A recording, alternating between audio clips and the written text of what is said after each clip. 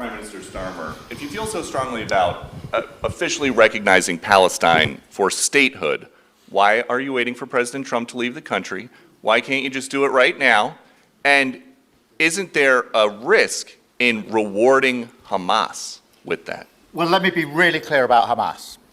They're a terrorist organisation who can have no part in any future governance in Palestine. And what happened on October the 7th was the worst attack since the Holocaust. We have extended family in Israel. I understand firsthand the psychological impact that that had across Israel.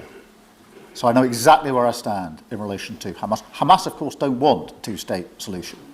They don't want peace. They don't want a ceasefire. So I'm very clear where I stand on Hamas. Okay. On the question of recognition, I made my position clear at the end of July as to the timing, which has got nothing to do with this state visit, and I've discussed it with the President, as you would expect, amongst two leaders who respect each other and like each other and want to bring about a better solution in the best way that we can. Thank you so much. Can I go back then to Robert at ITV? Robert Person, ITV. Mr. President, you uniquely, you alone in the whole world, have the power to persuade Prime Minister Netanyahu to stop the demolition of Gaza City, to stop the starvation of Palestine, and to stop the killing of civilians. If not now, when will you exercise that power to tell him to stop? Sure. And then for both of you... But you do understand about October 7th. Of course, you do understand. So believe me, I understand. One of the worst days in the history of humanity. What happened, I have seen the tapes. Babies that are 4 months old and just chopped up to pieces. And you've seen the tapes and I've seen the tapes. You're a professional and so am I.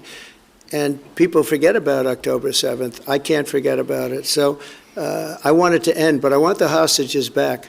I don't want the hostages used as human shields, which is what Hamas is threatening to do. But as soon as they're back, that's the moment you will tell Netanyahu to stop. Well, it would certainly help, but I have to have the hostages back.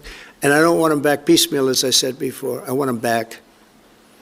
And on a separate issue, free speech, your Vice President, Vance, said that free speech is under attack in the UK. Do you agree with him? And Prime Minister, we saw the dismissal of a very well-known chat show host in America last night, Mr. Kimmel.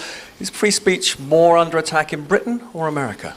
Well, Jimmy Kimmel was fired because he had bad ratings more than anything else, and he said a horrible thing about a great gentleman known as Charlie Kirk. And Jimmy Kimmel is not a talented person. He had very bad ratings, and they should have fired him a long time ago. So, you know, you can call that free speech or not.